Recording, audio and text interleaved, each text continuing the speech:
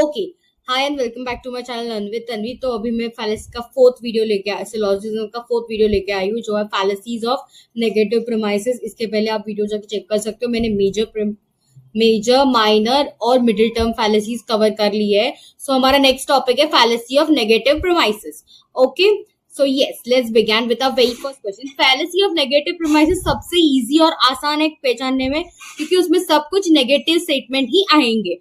Okay, अभी मैं आपको दिखा देती हूँ एग्जाम्पल, और ये भी टेक्सचुअल एग्जाम्पल ही है, I mean textual solution sums ही है।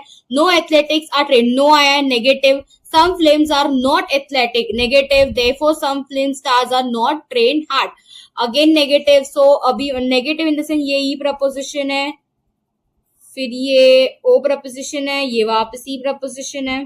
जिधर पूरे नेगेटिव स्टेटमेंट्स आते हैं वो फैलेसी ऑफ नेगेटिव प्रीमाइसेस होता है। उसका स्टेटमेंट फॉर्म में सोल्यूशन कैसे लिखोगे? In the above argument the conclusion is drawn from true negative premises, so the fallacy of exclusive premises is committed, और fallacy of negative premises committed ये भी बोल सकते हो, उसको एक्सक्लूसिव प्रीमाइसेस भी बोलते हैं। Okay, easy. Now your next question, question number 11. Some birds are not ugly, negative. No birds are colorful, negative. Therefore, no colorful things are ugly, negative. So all जब आपके दोनों premises और conclusion negative हो तो fallacy of negative premises is committed. Now again आपको check करना, तो ये O preposition है, ये E preposition है, और ये वापस E preposition है। Easy, ये भी बहुत easy है।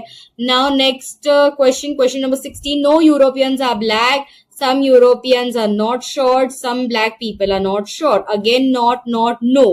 So O and E preposition, all three are negative. Therefore, fallacy of negative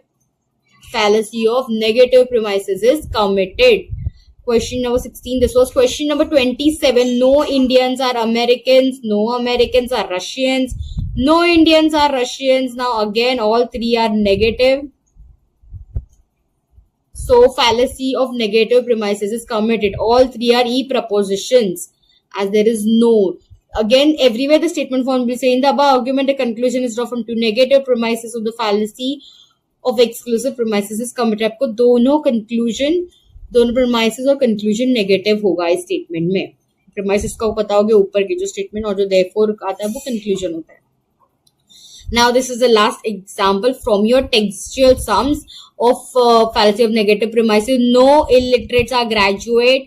Some graduates are not teachers. Some teachers are not illiterate.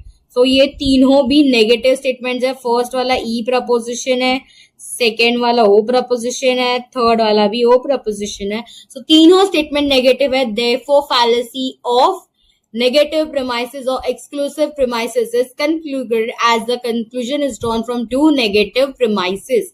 ये भी बहुत ईजी था। इधर ये हम लोग का fallacy of negative premises भी कवर हो गया। Do stay connected. Do subscribe my channel for the further